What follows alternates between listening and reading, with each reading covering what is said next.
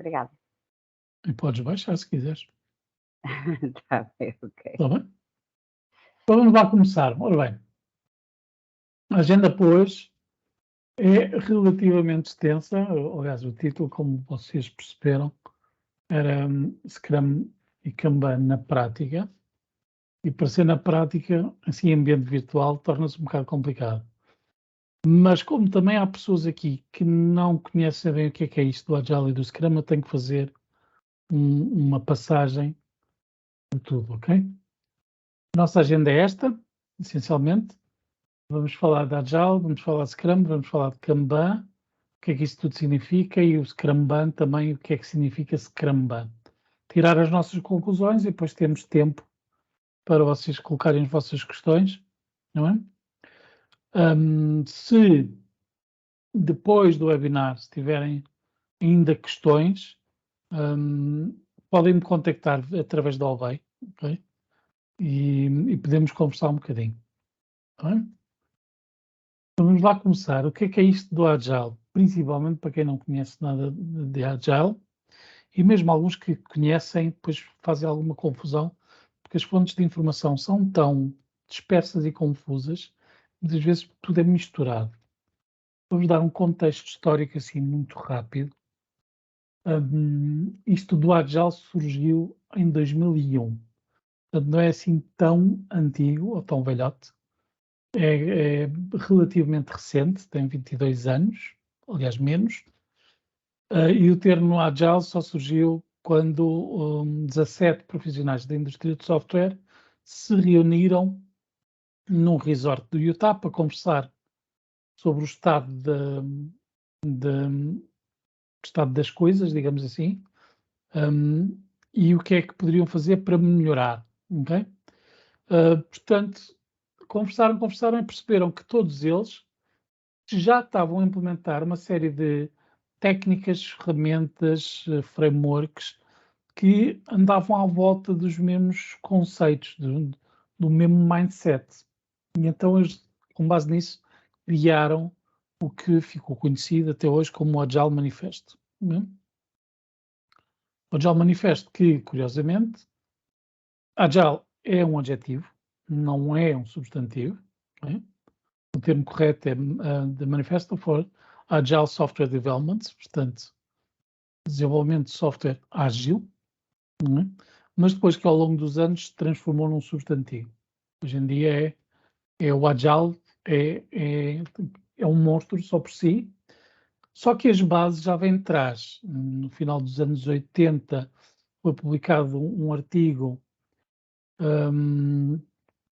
por dois japoneses que vieram da Toyota, curiosamente, e que serviu de base para a criação do Scrum. Scrum, provavelmente já ouviram falar, e hoje em dia mistura-se muito o que é o Scrum e o que é o Agile. São coisas distintas. O Agile, se quiserem, será um chapéu de chuva para tudo o que são frameworks e práticas ágeis. Mas o que é que isso significa de facto? Bem, o Agile são 4 valores, 12 princípios. Então, somente isto. Não é mais que isto. Costuma-se dizer que o Agile é um mindset. Eu diria mais, para além do mindset, é um estado mental ou é um modelo mental. São coisas diferentes. Podemos debater depois semântica, mas não vale a pena agora. Mas, essencialmente, são conceitos à volta destes 4 valores. Indivíduos e interações mais do que processos e ferramentas. Significa que nós todos precisamos, as nossas empresas precisam de processos, de ferramentas, sem as quais não sabemos trabalhar, mas valorizamos mais a interação e as pessoas com quem trabalhamos, porque, no fundo, o capital das nossas empresas são as pessoas. Não é? São elas que sabem fazer as coisas, são elas que trazem valor àquilo que nós criamos, seja o que for, seja um serviço, seja um produto. Software funcional, mais do que documentação abrangente. Significa o quê? Como o nome indica, nós precisamos documentar as coisas, é necessário, todos os motivos e mais alguns, até pode ser por questões legais, mas não vale a pena estar a documentar tudo à exaustão se o nosso produto ou o nosso software não funcionar. Portanto, valorizamos muito mais a questão de entregar algo que funcione, e não apenas que funcione, mas que satisfaz as necessidades dos nossos clientes, do que ter um manual bonito, por exemplo. Não é? A colaboração com o cliente que é mais valorizada do que a negociação contratual. Esta é difícil de explicar muitas vezes, porque todos nós sabemos que hoje em dia, no mundo em que vivemos, temos de ter contratos. Não é só a questão legal, mas o homem, o ser humano, não vive sem um papel assinado a algures. Até parece que se acabaram os acordos de cavalheiros, mas não interessa. Precisamos de contratos. No entanto, esses contratos podem ser redigidos de forma a valorizar a colaboração do cliente. Porquê? Se nós formos muito rígidos e se aceitarmos um desafio de um cliente nosso e depois o entregarmos ao fim de X meses, neste período de tempo, muita coisa pode mudar. O mercado pode mudar, a expectativa do cliente pode mudar, a nossa percepção do ponto de vista técnico pode ter mudado, tecnologia evolui, etc. Se nós trabalharmos continuamente com os nossos clientes, e por cliente entende-se não só a pessoa que passa o cheque, mas quem utiliza ou quem vai utilizar o nosso produto ou software, nós garantimos que estamos a seguir o caminho correto e podemos corrigir o custo se for necessário. Okay? Finalmente, englobando isto tudo, responder à mudança mais do que seguir um plano. E agora aproveito para responder a um mito. Agile, Scrum, Kanban, de alguma forma todos têm planos. Nós não fazemos planos a 6 meses, a 1 ano, como tradicionalmente se faria. Nós planeamos todos os dias, todas as semanas, todos os ciclos, que se querem curtos. Okay? Se tiverem questões, entretanto, levantem a mão e alguma coisa que seja pertinente para aquele momento, podemos conversar, senão deixamos para o fim da sessão. Está bem? Essencialmente, o Agile vive destas duas coisas, fazer e ser Agile. Nós podemos ter o tal modelo mental, ter um mindset, e é algo que não é muito visível, mas estamos a falar de cultura empresarial. Estamos a falar muitas vezes ouvimos falar, ele não fazia fit, ou aquela pessoa faz o fit. Tem a ver com a cultura da empresa. Todas as estruturas, seja organizações ou outras, têm uma cultura, ok? E nós, garantidamente, faremos o nosso melhor se nós fizermos o tal fit cultural. Se nós adotarmos a cultura como nossa, e se ela fizer sentido. Ou seja, o propósito da organização para quem trabalhamos tem que ser algo em que nós também acreditamos. Estar a trabalhar apenas para um cheque acontece ainda hoje, mas somos miseráveis e não damos 100% de nós. Se andarmos para a direita, depois temos os tais 4 valores que ainda agora falámos, 12 princípios que eu não vou estar a dizer aqui, senão não temos tempo, mas eu encorajo que vão ao agilemanifesto.org, que essencialmente é extrapolar estes 4 valores para 12 princípios e depois que se manifestem várias práticas, ferramentas, e aí sim podemos encontrar o Scrum, o Kanban e outras frameworks conhecidas. Não sei se já ouviram falar, mas temos desde Design Thinking até OKRs, Flight Levels, Holacracia, há literalmente centenas de frameworks ágeis a vários níveis, não só ao nível das equipas, mas também ao nível das organizações. Okay? Como é que isto se reflete depois na prática?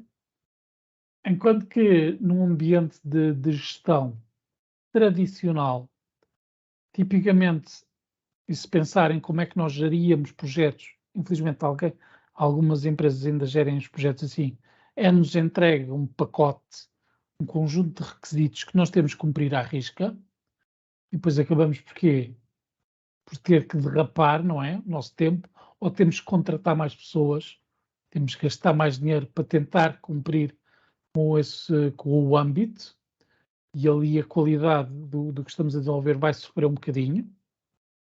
Se tivermos um mindset ágil em perspectiva, invertemos aqui o paradigma. Nós estipulamos um tempo e uns recursos finitos para explorar uma hipótese. O que é que nós conseguimos fazer neste tempo com estes recursos? E vamos explorar isso. Ok? Chegando ao fim desse tempo, e alguns de vocês se calhar já ouviram falar nos MVPs, passam por aí, o Minimum Viable Product, nós podemos avaliar e dizer, faz sentido continuar? Faz sentido investir mais tempo e dinheiro aqui?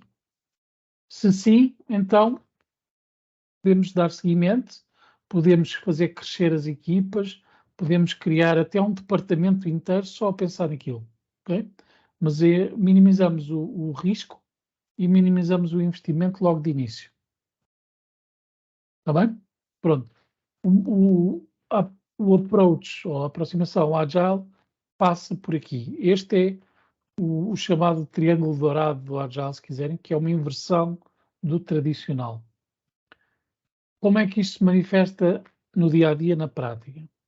Um ciclo tradicional de desenvolvimento de software é sequencial, é linear. Estas são as fases que são consideradas as standard para desenvolvimento de software. Começamos por uma análise e um design. Depois então temos a fase de desenvolvimento propriamente dita, fase de testes, deploy para produção e depois a parte de manutenção ou suporte. Okay? O que é que acontece muitas vezes? Acontece que nestas circunstâncias, eu vou-vos mostrar aqui o cursor, como temos o tempo anda sempre para a frente, anda para trás, né? Curiosamente. Se nós tivermos o tempo limitado, porque foi estipulado que só teria que ser entregue daqui a 6 meses, por exemplo, nós estamos a desenvolver e o desenvolvimento geralmente demora pelo menos 2/3 do tempo disponível. E o que acontece é que quando chegamos à altura de começar a testar, começam a ser detectados problemas. Ai, que agora não temos tempo suficiente para resolver isto. Ok?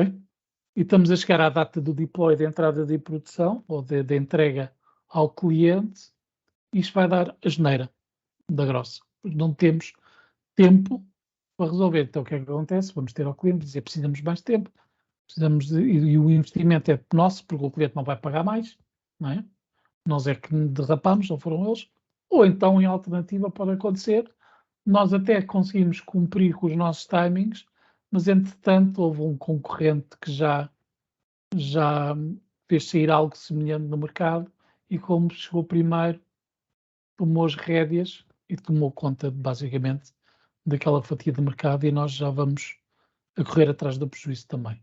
Okay?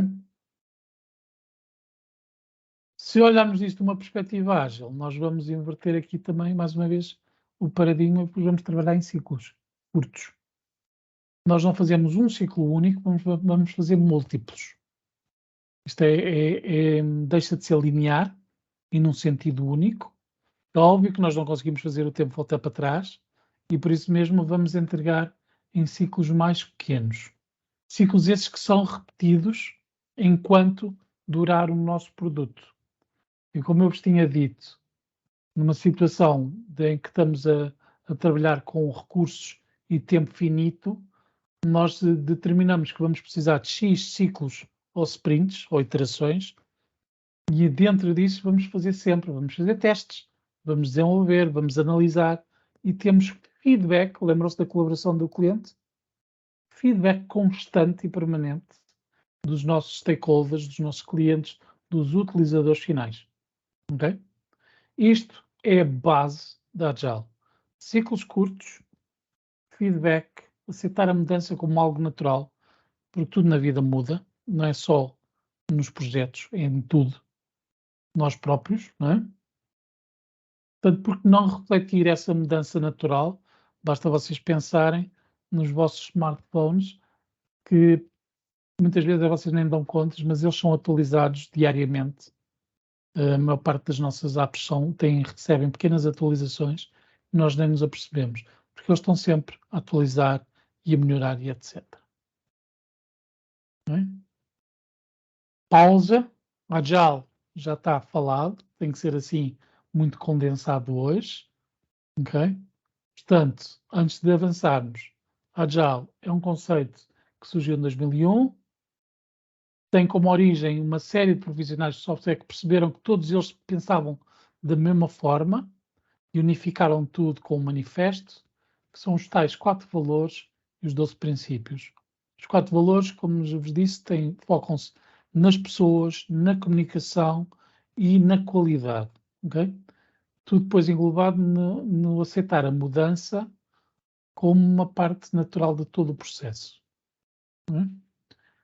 Com isto em mente, já haviam os tais frameworks anteriormente que depois foram consideradas ágeis. A mais conhecida e a mais utilizada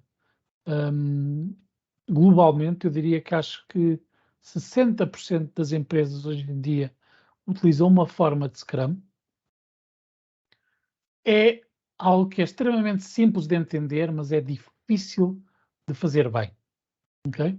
É considerado uma framework. Framework porquê? Porque é uma estrutura. Aliás, não existe o manual do Scrum, existe o guia do Scrum. São orientações e depois nós devemos, com o tempo e com a maturidade, crescer e fazer crescer o próprio framework às nossas necessidades. By the way, à parte, tudo o que é frameworks, técnicas e ferramentas ágeis devem ser todas consideradas guias e recomendações. E, por norma, nós dizemos sempre, aprendam, utilizem como estão nos guias, como é recomendado, mas depois cresçam e façam crescer sempre. Porque a realidade de uma estrutura ou de uma empresa não é a mesma de outra. Okay? Não há duas empresas iguais, não há duas equipas iguais, embora por norma haja algum tipo de, eu diria, de standardização dentro das empresas, mas tem que refletir pelo menos a forma de trabalhar da empresa. Né?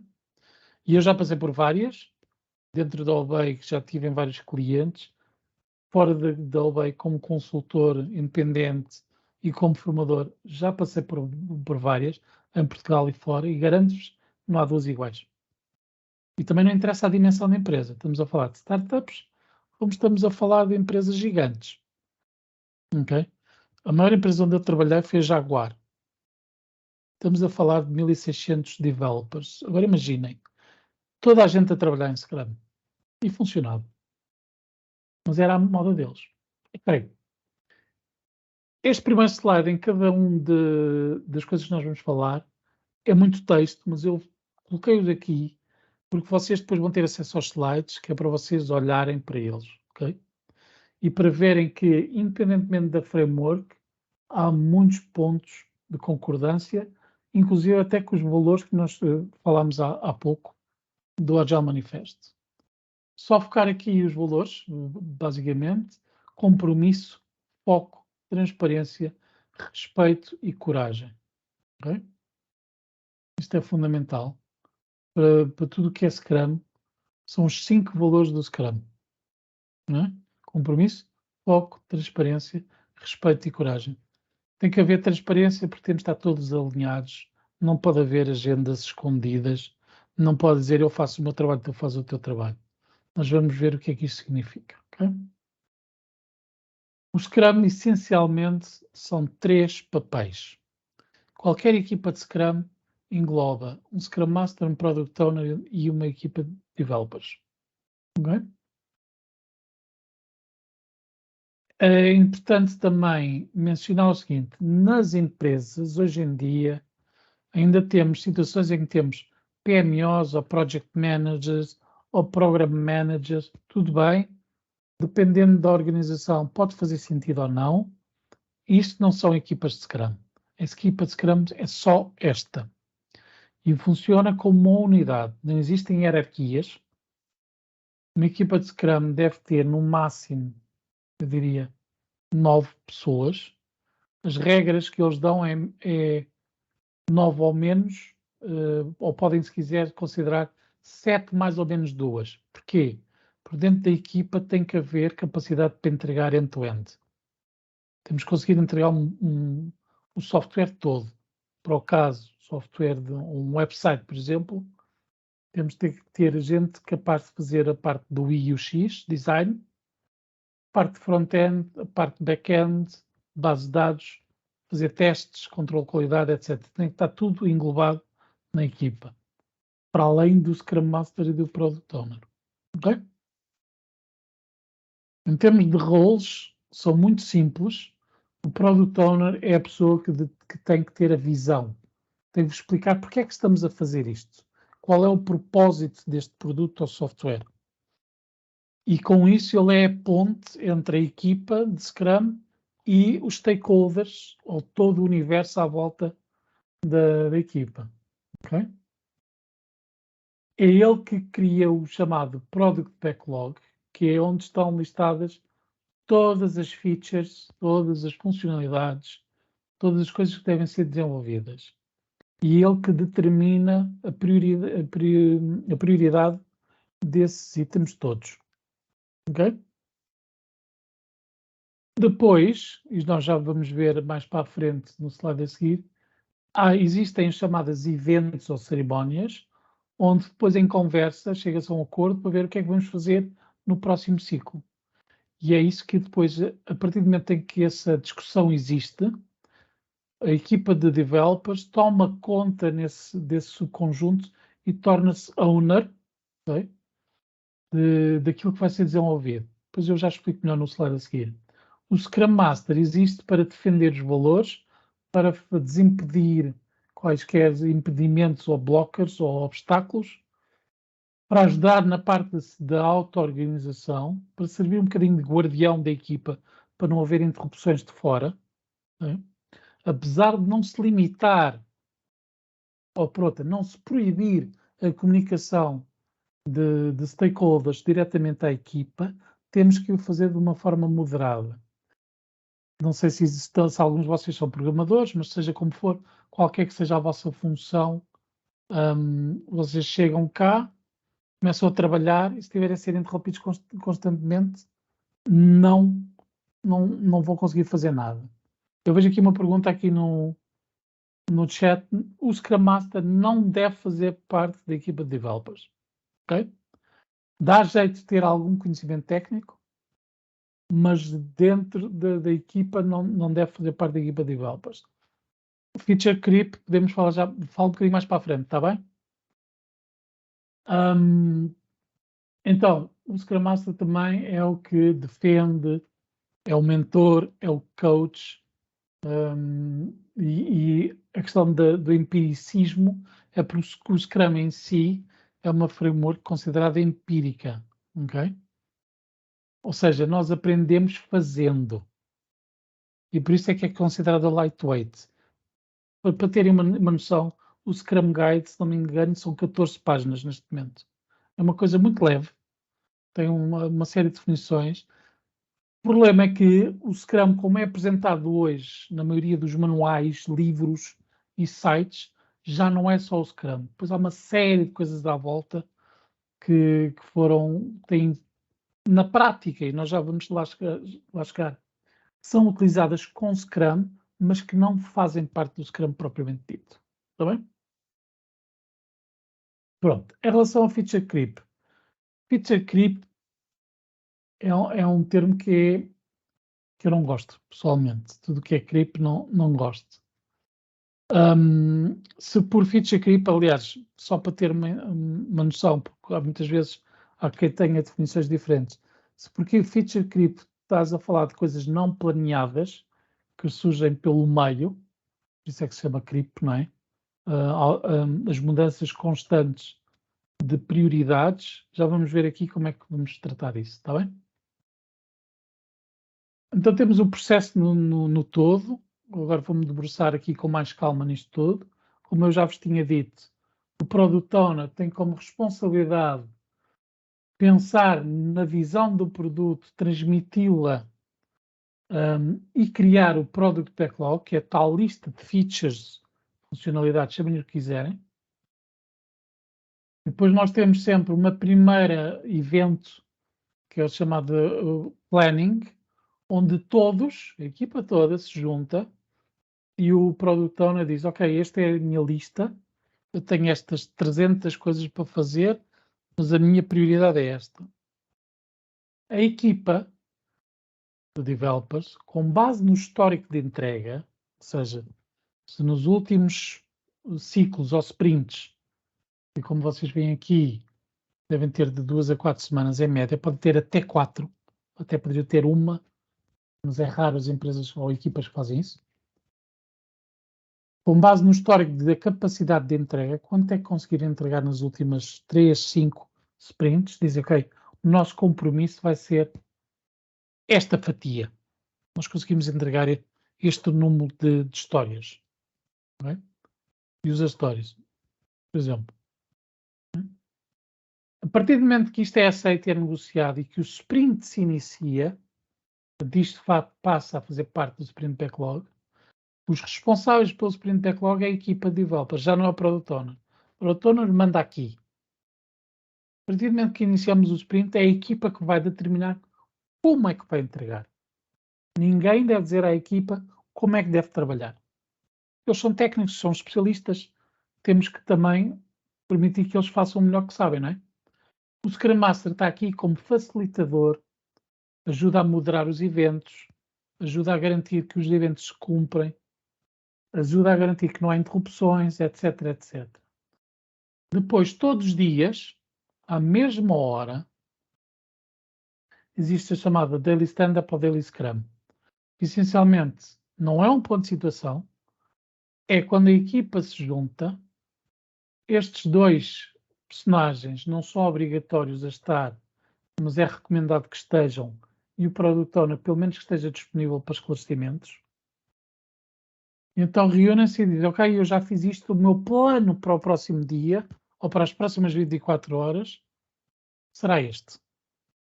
E se tiverem obstáculos, se tiverem alguma coisa que esteja a impedir de avançar, devem comunicar. O que é que acontece muitas vezes? Nestas coisas pequeninas, são 15 minutos no máximo, todos os dias, em conversa, diz, olha, tens esse problema, eu posso te ajudar.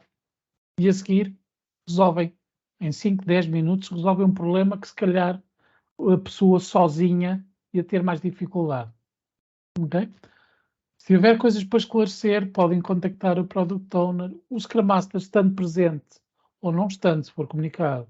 Qualquer que seja o obstáculo, o Scrum Master que vai tentar resolver, desde que a equipa não consiga resolver sozinho. Quando chegamos ao fim, temos mais 2 eventos ou cerimónias. O primeiro que é o review, onde nós vamos inspecionar o que conseguimos cumprir ou fazer durante a sprint. Não é?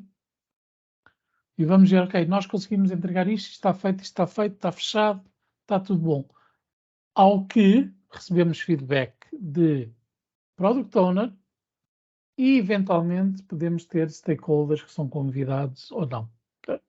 E temos feedback para saber qual é que é o percurso, se estamos aí no caminho certo, se temos que alterar algumas coisas, se temos que corrigir ou não. Okay? Depois, a seguir, temos mais um evento, que é a retrospectiva. Aí sim, só estes 3 roles devem estar presentes, onde nós vamos inspecionar não o que nós entregamos, não o produto, mas como é que a equipa está a trabalhar. Ok? E vamos ver como é que podemos melhorar a nossa comunicação, como é que podemos melhorar o processo, etc. É aqui que a questão do framework é importante, porque essas melhorias podem levar a que a própria framework se expanda e mude, ok? Reparem, eu não estou a dizer para mudar tudo de uma vez só. Pequenas mudanças. Não sei se já ouviram falar do princípio Kaizen, que é mudança para melhor, mas são pequenas mudanças. E nunca se foquem em mudar muita coisa, pois não conseguem. Tem que ser coisas poucas e pequenas que se vão notando gradualmente no impacto. Está bem? Vamos antes de avançar, deixem-me ver aqui o chat, que estão aqui uma série de questões. Em empresas com boa maturidade, o Scrum Master perde sentido? Scrum Master as a Service só compartilhado entre equipas. Ok, rapidamente. Na maioria dos casos, Scrum Masters só se dedicam 100% a uma única equipa quando a equipa está mesmo no início. Ou o próprio Scrum Master está no início. Eu, quando comecei, também comecei com uma que é para aprender. Okay? E, eventualmente, em média, os Scrum Masters têm 2 ou 3 equipas em simultâneo. Isso é o máximo, porque depois, com a quantidade de eventos, depois não temos tempo para mais nada. Okay? Eu costumo dizer sempre que o Scrum Master tem como objetivo tornar-se invisível. Se nós não formos necessários, se não houver necessidade de estarmos presentes a 100%, é sinal que estamos a fazer um bom trabalho. É sinal que a equipa tem a tal maturidade para levar o processo avante sozinho. Mas nós devemos estar sempre disponíveis. Ok? Portanto, o Scrum Master nunca perde sentido, faz sempre sentido ter um Scrum Master. Gradualmente, à medida que a maturidade das equipas aumenta, o Scrum Master pode se dedicar então a ajudar noutras frentes, como seja a ajudar a organização como um todo a se tornar mais ágil. O Scrum Master funciona a nível das equipas, não é? Mas depois pode expandir o seu raio de ação para o resto da organização. E Scrum Master as a Service também, dependendo das empresas, também acontece.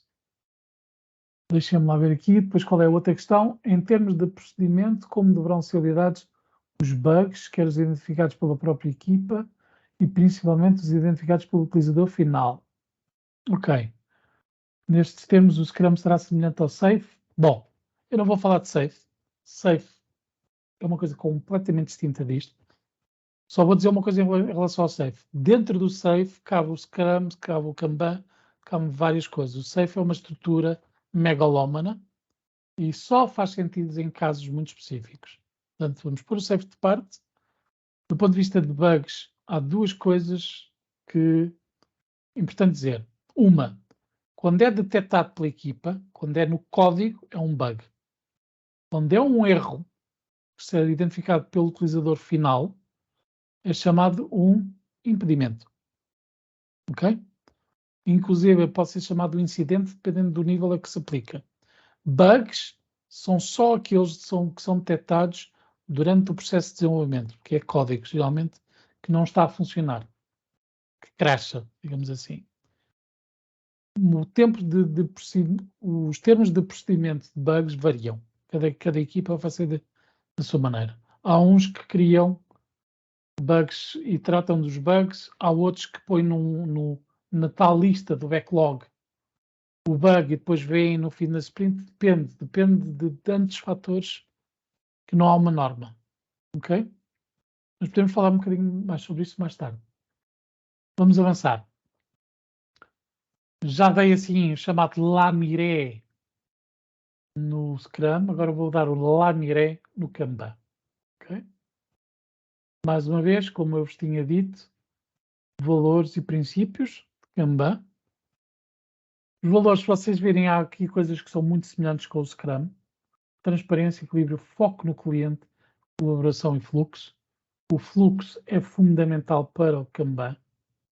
É algo que não é falado no Scrum. E penso que é fundamental olhar para isto com outros olhos. E já vamos ver porquê. Neste caso, vou-vos só dizer aqui, lá está o fluxo, aqui, gerir o fluxo. Mencionar estes 2 princípios. Visualizar o fluxo de trabalho e limitar o trabalho em andamento. São estes 3 pontos ou princípios que tornam o Kanban manifestamente distinto de qualquer outra framework. Okay? Kanban é uma framework que é visual, essencialmente. Okay? O Scrum não precisa ter boards. Okay? O Scrum, nós podemos fazer Scrum sem ter um board. Basta ter uma lista de issues e está feito. Não precisamos de acompanhar pelos vários estados de desenvolvimento. Isso não está estipulado no Scrum. No Kanban está.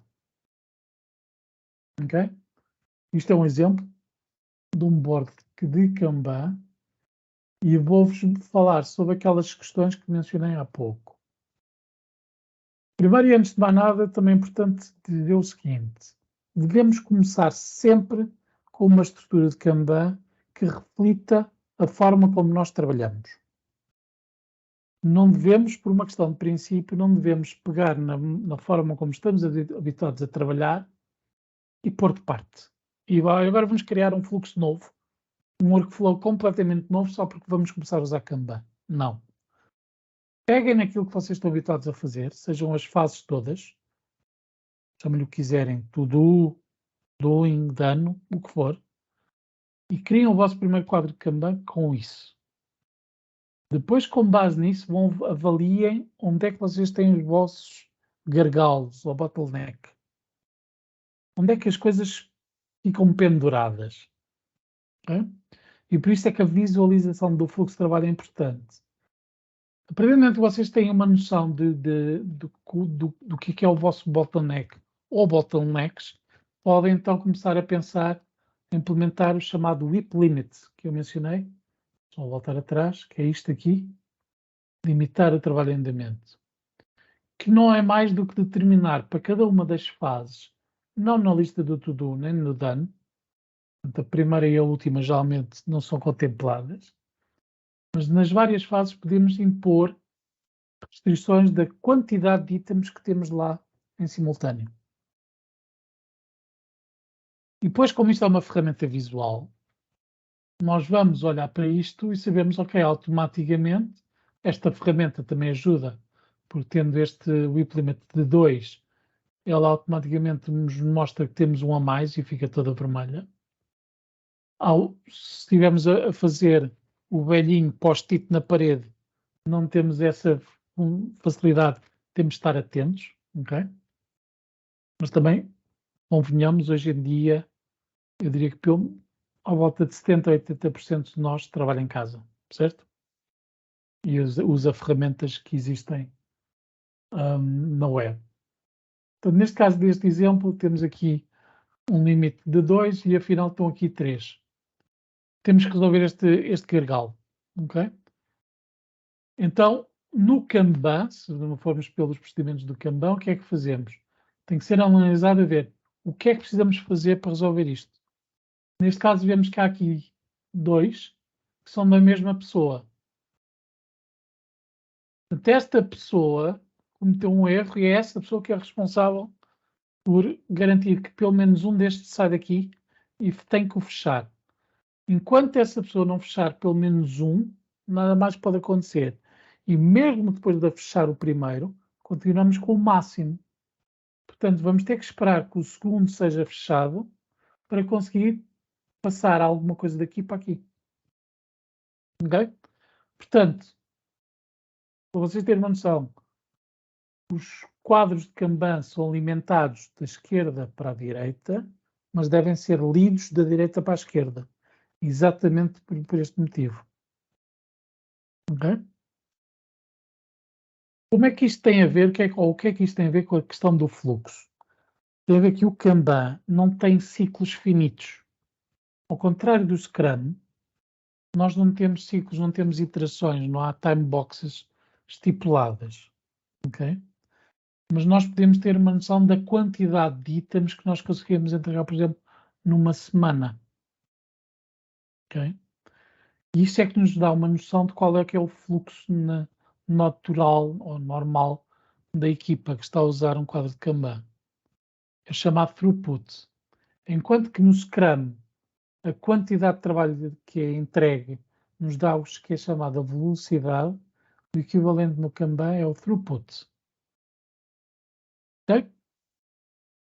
Este é um exemplo de um quadro muito simples, que isto é uma coisa minimalista de ferramentas que existem disponíveis. Algumas são gratuitas, nomeadamente o Trello, não sei se vocês conhecem.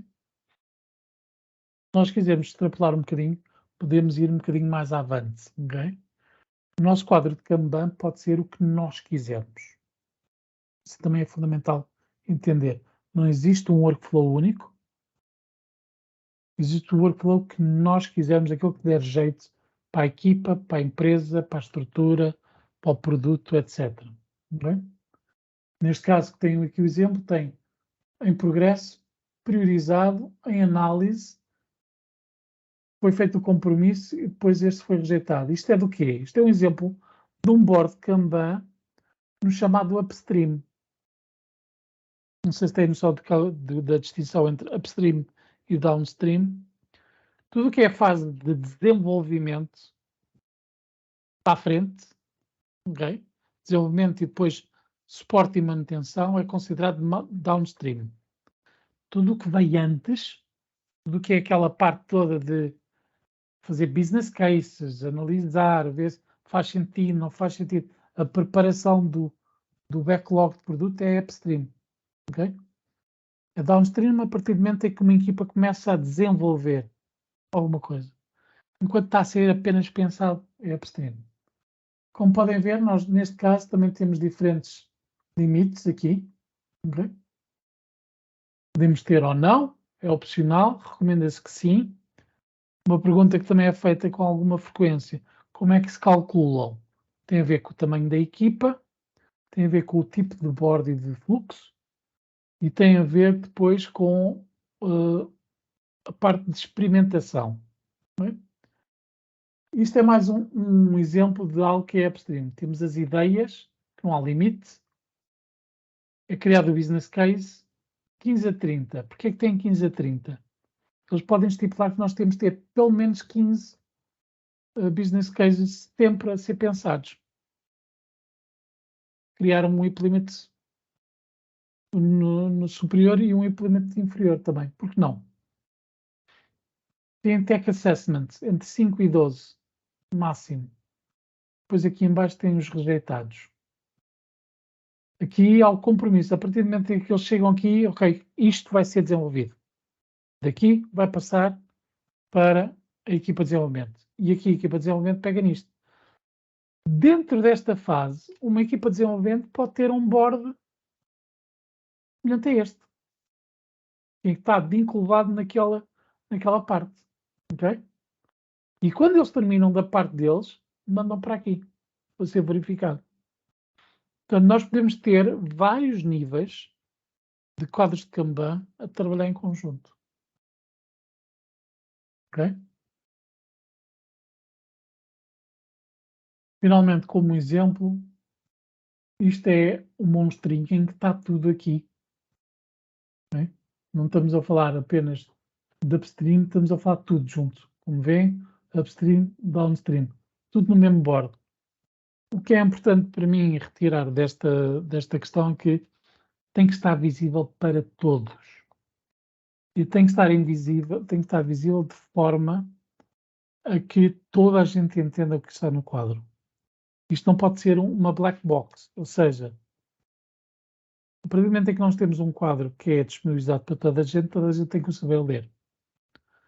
Portanto, cuidado também quando tiverem a criar os vossos quadros de Kanban, não os tornem tão complexos que só um nicho é que consegue interpretar o que lá está. Está bem? Se é demasiado complexo e só algumas pessoas conseguem ler, é sinal que não está a correr muito bem. Tá? Avançando. Então, vamos ver o que é isto do Kanban e porque é que isto faz sentido ou não. Bem? Na prática, Kanban não é apenas juntar, aliás, Kanban não é apenas juntar Scrum e Kanban. É muito mais que isso. Tem algumas diferenças e vamos apontar algumas neste momento. Bem? Enquanto que isto está fora, não sei porque foi para a esquerda, isto foi importado de outra ferramenta, portanto, peço desculpa. Isto devia ser o Scrum, aqui o Kanban e aqui o Scrumban. Eu depois corrijo antes de vocês terem acesso aos slides. Em termos de regras, o Scrum é mais restritivo. Tem aqueles eventos, tem aqueles time boxes, tem aquelas coisas todas, né? Enquanto que o Kanban é mais relaxado, porque não tem eventos específicos, não tem time boxes, não tem roles específicos, etc. E o Scrumban é moderado, porque aí sim podemos adotar algumas coisas, de um lado e do outro. Em termos de equipa, também de equipa, como eu vos tinha mencionado, para mim a regra 7 mais ou menos 2. Eles aqui eles recomendam 6 a 9. Tem que ter capacidade de entrega. O Kanban e o Scrum não tem limite. Não existe limite. Porque não estamos a fazer coisas com aqueles princípios do Scrum, ok? Os papéis do Scrum já sabemos que é o produtor, um Scrum Master, Developers, e depois um extra considerado são os stakeholders. Kanban e Scrum não têm roles específicos. Pode acontecer haver um team lead, alguém que dê suporte extra, mas não é necessário se olharmos para a framework. Né? Eventos, cerimónias, reuniões. Temos a planning, a review, a retrospectiva e a daily do Scrum. As Kanban meetings geralmente têm uma espécie de daily para analisarmos o board, para ver se está tudo a correr bem, se há algum problema. O Scrumban é aquilo que nós quisermos. Essencialmente é aqueles que fizerem sentido. Podemos ir buscar algumas ao Scrum, podemos não fazer, portanto é muito, muito flexível nesse sentido. Temos de ciclos, como eu já tinha dito, Scrum são máximo 4 semanas. Kanban, se quisermos ser puristas, é fluxo contínuo. A partir do momento em que chega ao fim, é feito o deploy para a produção. Portanto, é adequado para usarmos o chamado CICD, Continuous Integration, Continuous Deployment. Okay? Já o Scrumban, podemos misturar os dois. Tá? Portanto, não é apenas misturar um e outro numa amálgama, há aqui umas nuances. Eu deixei aqui este também, que é um bocadinho mais detalhado, mas basicamente é só extrapolar aquele. Mas é importante que vocês tenham a noção de que o Scrumban, hoje em dia, a maior parte das pessoas fazem parcialmente um Scrumban, porque usam um quadro de Kanban com regras de Scrum, mas depois tem, se nós quisermos, são Scrum boards, na prática, de Kanban tem pouco e de Scrum não tem quase nada, porque temos as regras sempre do Scrum sendo utilizadas. Portanto, cuidado, nunca digam que fazem Scrum só porque estão a usar um board e estão a usar Scrum. Isso é um Scrum board e não Scrum Ban. Okay? São coisas distintas. Vamos lá ver como é que isto funciona na prática. Aqui alguns exemplos, com algumas diferenças também. Então, tínhamos falado aqui a questão do WIP Limit também. No Scrum, como vocês têm aqui, geralmente não há um limite criado do ponto de vista das equipas. Há um commitment do ponto de vista do que vai ser entregue no próximo sprint. Ok? Portanto, nós comprometemos com uma velocidade, baseado na velocidade, dizer, ok, a nossa velocidade, a média é 5, portanto, na próxima sprint vamos tentar entregar 5. Seja o que for as 5. Porque não está estipulado qual é a unidade. Ok?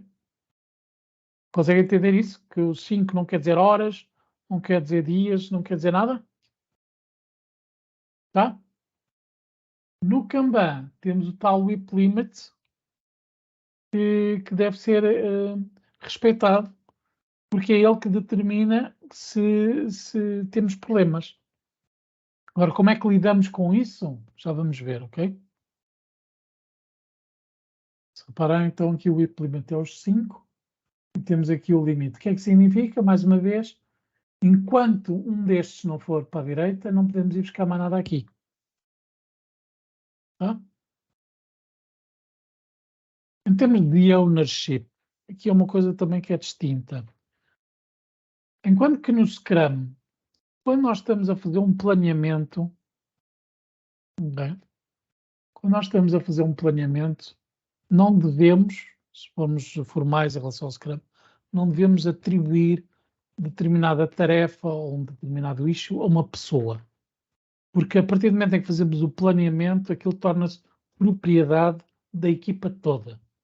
E depois, ao longo da sprint, as pessoas devem ir ver, ok, qual é que é a próxima coisa a ser desenvolvida? Eu estou livre, vou buscar isto. E vem outra pessoa dizer, eu também já terminei a minha tarefa, qual é que é a próxima? vou buscar isto. Portanto, não há atribuição prévia de tarefas. Todos são responsáveis por tudo. Okay? Já no Kanban, nós podemos dizer, não, estas são as minhas tarefas e eu vou trabalhar individualmente aqui. Cada um trabalha no seu lane. Okay? Entendem a diferença? Se bem que hoje em dia, na prática, isto acaba por não funcionar porque as pessoas depois acabam por fazer. Vocês já viram nos exemplos aquela coluna do Code Review? O Code Review essencialmente é o nosso código ser avaliado pelos nossos pares. Portanto, acaba por haver também um co-ownership aí, porque nós acabamos por nos tornar responsáveis pelo código de toda a gente. Ok? Tem aqui uma pergunta que diz: sempre tive dúvidas de como aplicar o Scrum em equipas de suporte. Acho que em desenvolvimento é bem claro, principalmente o que tratar nas dailies e nas meetings. Nas equipas de suporte, rapidamente, equipas de suporte e manutenção, para mim faz mais sentido usar Kanban. As equipas de suporte tipicamente têm coisas a entrar de uma forma inconstante, que não deve ser planeada em 2 semanas, porque se vocês planearem coisas para as próximas 2 semanas, provavelmente a meio da primeira semana já estão a entrar coisas novas e que vocês não tinham planeado, portanto vão destruir o planeamento todo à cabeça. Ok? Portanto, eu recomendo sempre equipas de suporte, equipas de manutenção, equipas que têm constantemente coisas a entrar não planeadas, escolham provavelmente o Kanban como forma de trabalhar e se puderem usar um CICD, melhor ainda. Scrum pode ser utilizado? Pode. Claro que sim. Pode ser tudo. Experimentem tudo. Isso é o que eu vos digo. Okay? Mais uma vez, a atribuição de tarefas, já tinha falado, está relacionado com o anterior. Portanto, a propriedade, digamos assim, é diferente. Vamos avançar.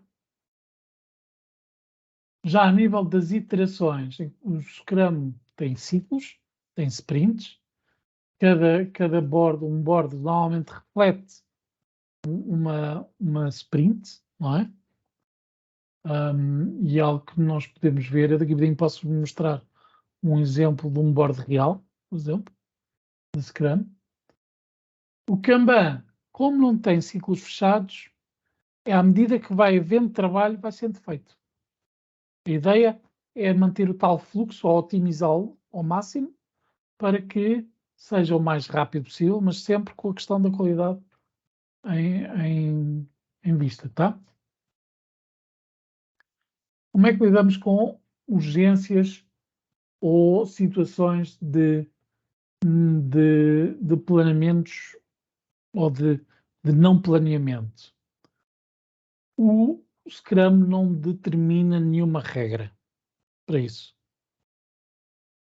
Normalmente o que acontece quando há uma urgência, alguém diz, ok, eu vou fazer isso. É o que acontece. Já o Kanban tem modelos adequados. Geralmente existe a chamada Swim Lane das urgências, ou Expedite, ou Fast Lane, chamem-lhe o que quiserem, ou Tinoni, podem dar o nome que quer, em que não temos que cumprir os tais whip limits. Portanto, se for uma urgência, é uma urgência e não tem que cumprir as regras que estão aqui estipuladas. Como é que elas são tratadas? Depende. Se nós estivermos a falar de coisas que são P1, são blockers, são critical, pode dar-se o caso de termos, isto é um modelo que está aqui, chamado swarming. Várias pessoas param de fazer o que estão a fazer e vão resolver o problema porque é muito urgente. Ok? Enquanto isto não estiver resolvido, não voltam a pegar no que estavam a fazer. Quando não é um P1, quando é uma coisa mais baixa, um P2, um P3, mas que é um bug, por exemplo, a questão dos bugs pode ser tratada desta forma, a pessoa que tratou disto ou que está mais familiarizada, vai resolver e volta. Okay? Uma pessoa. Na prática, mais uma vez, o que é que acontece? Acabamos de fazer um misto, porque estamos a usar quadros de Kanban ou de ou Scrum Boards e estamos a usar Scrum, acabamos de fazer um misto da forma de tratar as urgências e os bugs, tema que já foi falado há pouco. Ok? Para além disso, a forma de gerir o backlog e do reporting e das métricas tem diferenças, como é óbvio. Enquanto que no Scrum nós temos o Product Backlog, que ele existe, e é a responsabilidade do Product Owner, e depois quando vai para o Sprint, o Product Owner já não mexe no que está na Sprint, são os developers que são responsáveis. No Kanban, o Product Owner, se insistir alguém a fazer esse papel ou semelhante, pode falar com a equipa e dizer, já não quero isto, já não preciso disto, vamos mudar aqui coisas. Portanto, não há uma limitação escrita, ok? As métricas e o tipo de reporting que é possível fazer o Scrum e o Kanban são diferentes. Kanban costuma ter o burn down chart, que está aqui muito pequenino, mas que essencialmente é para avaliar o trabalho que ainda falta fazer. É uma curva descendente. Temos avaliar a idade média do backlog, podemos avaliar a velocidade da equipa, podemos avaliar a expectativa de entrega com base no histórico. Okay? Quer dizer, se nós tivermos uma entrega média de 10 e se no backlog houverem 100, nós sabemos que vamos precisar de 10 sprints para entregar o resto. Né? O Kanban, por não ter esses ciclos, é mais difícil fazer essas contas. No Kanban, o que fazemos é avaliarmos a idade. Desculpa lá, não sei se estão a ouvir a cadela, mas está a ladrar. Avaliamos também a idade e o tempo de entrega, para ter uma noção se os lixos que estamos a trabalhar são muito grandes, são pequenos, se foi rápido de resolver ou não. E podemos usar também, muitas vezes, um chamado cumulative flowchart, basicamente em que avaliamos a quantidade de itens a serem entregues e como é que eles se vão acumulando. Com base nisso, podemos depois extrapolar também o chamado lead time, cycle time e o throughput. Não sei se sabem a diferença. Throughput já vos disse, que é a quantidade de itens que entregamos ao longo de uma semana, por exemplo. O lead time é o tempo que decorre desde que um issue é criado no board até que ele é entregue. Ok? Para terem uma noção, neste caso, o lead time é desde o momento em que nós colocamos um post-it aqui até que ele chega aqui. Já o cycle time é o tempo que decorre desde que nós começamos a trabalhar naquele issue até que o entregamos. Portanto, um acaba por avaliar de alguma forma a rapidez de entrega, o outro avalia também a idade do nosso backlog. Vocês imaginem que têm um backlog que tem 6 meses e o vosso lead time anda à volta de 6 meses. Algo de muito errado está aí.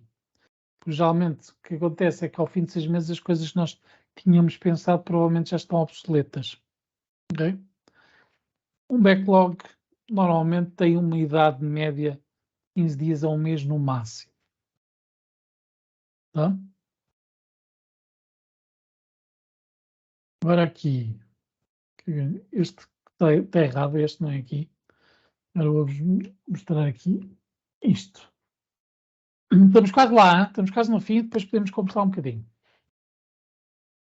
Eu costumo usar este diagrama como uma forma de ajudar também a avaliar quando é que faz sentido usar o quê. Okay? Se nós tivermos tudo muito claro, se nós soubermos tudo em termos tecnológicos, o que é para fazer, como é que vai ser feito, se não houver nenhuma incógnita, que é chamada o unicórnio, não é? Da tecnologia, waterfall, perfeito, one shot, está feito, está terminado. Waterfall é aquele modelo linear que eu vos tinha mencionado no início. Tranquilo. A partir do momento em que começamos a ter fatores de desconhecimento, quer a nível de tecnologia, ou seja, como é que vamos desenvolver as coisas, quer ao nível dos requisitos, o que é para fazer. Se ainda não houver uma noção clara do que é que vamos ter que entregar, as coisas começam a complicar. Então que chegamos àquela faixa em que podemos usar um híbrido ou não, okay? Dependendo do produto que estivermos a falar. O que é um híbrido? Geralmente temos um exemplo é o chamado Water Scrum Fall. Temos a fase inicial de upstream, que é Waterfall, depois temos a parte de desenvolvimento, que é Scrum, e depois a parte de suporte e manutenção, voltamos ao modelo Waterfall. Okay? Isto é um modelo de híbrido, pode haver outros, misturar Kanban e Scrum é um híbrido também, se quiserem, mas não seria aqui nesta fase. Portanto, é uma questão de avaliarem o que é que faz sentido para vocês. Continuamos com o desconhecido cada vez maior. Aí entram todas as outras frameworks que podemos usar. Scrum, DSDM, Crystal, há N diferentes. Todas elas que estão aqui nesta faixa trabalham normalmente por ciclos, Extreme Programming, etc. Ciclos curtos, feedback constante, iterações, entregas rápidas, constantes, minimizar o risco desta forma. Quando não sabemos mesmo nada, quando é um caos, e agora voltando à pergunta do Leonardo em relação ao aplicar Scrum em equipas de suporte, se for uma coisa que é de tão inconstante, e com tanto fator de desconhecimento, porque nunca sabemos quando entra um pedido novo, nunca sabemos exatamente o que é que isso acarreta, então eu lhes digo, vão para um modelo Kanban, comecem com um fluxo ou um workflow o mais linear possível, mais básico, e começam a crescer a partir daí. Ok? Vamos aqui ver aqui mais uns exemplos de outra forma. Se vocês tiverem uma situação em que tem um âmbito indefinido e prazo definido, e tem que ter uma relação relativamente estreita com stakeholders e testers e etc., o que é que vocês acham que é o adequado aqui? Vamos dar uns segundos para pensar. Alguém quer arriscar?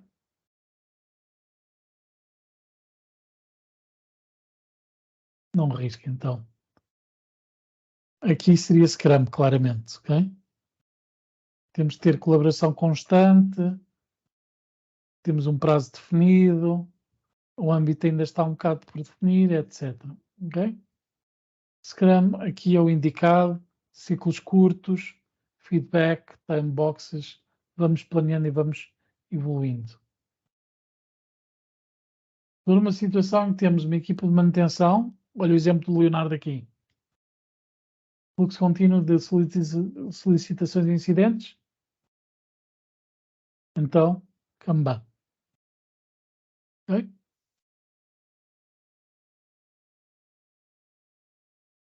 Finalmente, há uma equipa que já usa Scrum, mas também tem problemas em ter a rigidez do Scrum, mas com pedidos que vão entrando. De vez em quando entram uns pedidos que vêm embaralhar um bocadinho.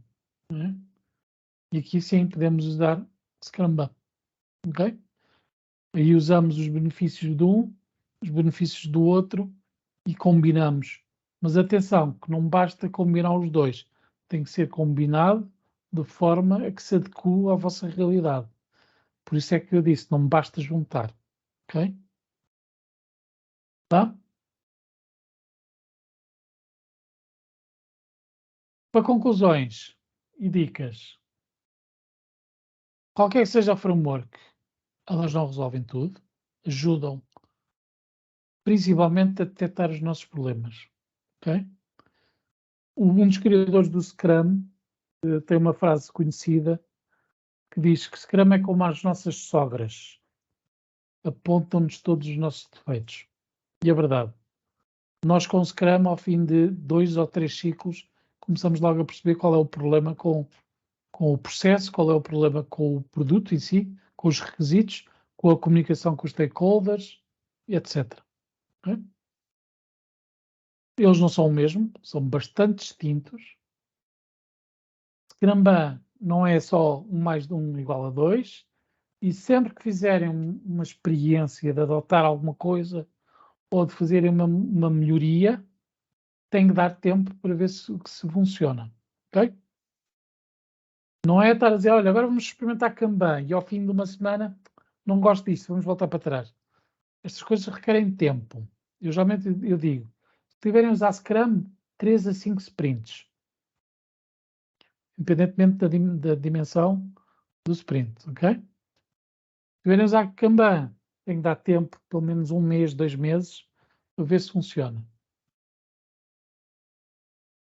Seja qual for a solução, nada funciona se não inspecionarem o vosso trabalho, se não comunicarem de forma eficaz e eficiente e se não criarem uma relação de confiança entre todos. Okay? Isso é fundamental. Isto aplica-se a qualquer método de ferramenta, agile, não interessa. Coisas com silos não funcionam. Okay? Falhar é ser humano. Nós somos humanos, até ver. Portanto, o erro faz parte de quem somos. Os nossos erros devem ser aproveitados para aprender e nunca devem ser apontados como uma parte estritamente negativa. Aproveitem os erros para conversar, para ver como é que podem fazer melhor. Quando precisam de ajuda, peçam-na. Okay? Se alguém vos oferecer ajuda, aceitem-na, não dá mal nisso. Agile não tem orgulho. Okay? Devemos ter orgulho no Agile, não devemos ser demasiado orgulhosos só porque estamos a trabalhar em Agile. Okay? E, mesmo que vocês façam tudo certinho, direitinho, maravilhoso, se houver um problema em que estão a entregar a tal chamada Feature Factory, se estiverem a entregar muita coisa, mas isso depois não corresponder às necessidades dos vossos clientes, até podem estar a fazer tudo certinho, Scrum, Kanban, o que for. Se não entregarem valor, não faz sentido nenhum. Reconheçam aquilo que faz sentido para vocês a nível de gestão e, para isso, questionem sempre. Todas as perguntas são importantes. Okay? Mais uma vez, adotem, escolham, mas depois não se deixem ficar por ali. Se ainda vejo espaço para gestão tradicional, claro, dependendo do projeto, tem que ser bem avaliado. Acontece é que, em termos tecnológicos, cada vez mais as coisas são tão mutáveis que acaba por ser um bocado difícil estar a aplicar um waterfall ou baseado no PMBOK, que seja. By the way, eu fiz o PMP há muitos anos atrás e depois descobri Agile e não olha para trás. Mudanças Big Bang, mais uma vez, não funcionam. Small changes, sempre. Peço desculpa de vez em quando estou sempre a meter uma bucha em inglês, mas eu trabalho com equipas estrangeiras o dia todo, portanto já acaba por ser normal. Reitero, não há perguntas idiotas. Ok? Ignorância não é defeito. Defeito é sermos ignorantes, saber que o somos e não fazer nada contra isso. Nunca assumam nada. Por isso é que as perguntas não são idiotas. Porque quando nós não fazemos determinada pergunta porque pensamos não faz sentido, não é? Nós vamos preencher o espaço em branco. E muitas vezes é aí que cai o primeiro erro. Nós assumimos, nós temos os nossos vieses cognitivos, toda a gente os tem. Portanto, isso também faz parte daquela parte da mentalidade agile. Okay? Comunicação eficiente e eficaz são coisas diferentes. A diferença entre o output e do outcome. Ok? Sabem a diferença?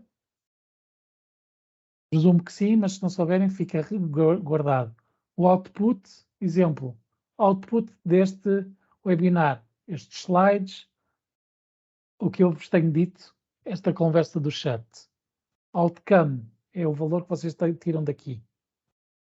Se esta hora e meia teve um output de hora e meia de monólogo com slides, nem todos bonitos, eu diria que a maior parte deles não são bonitos de todo, porque eu não sei fazer PowerPoints, mas se o outcome não for válido, não serviu para nada.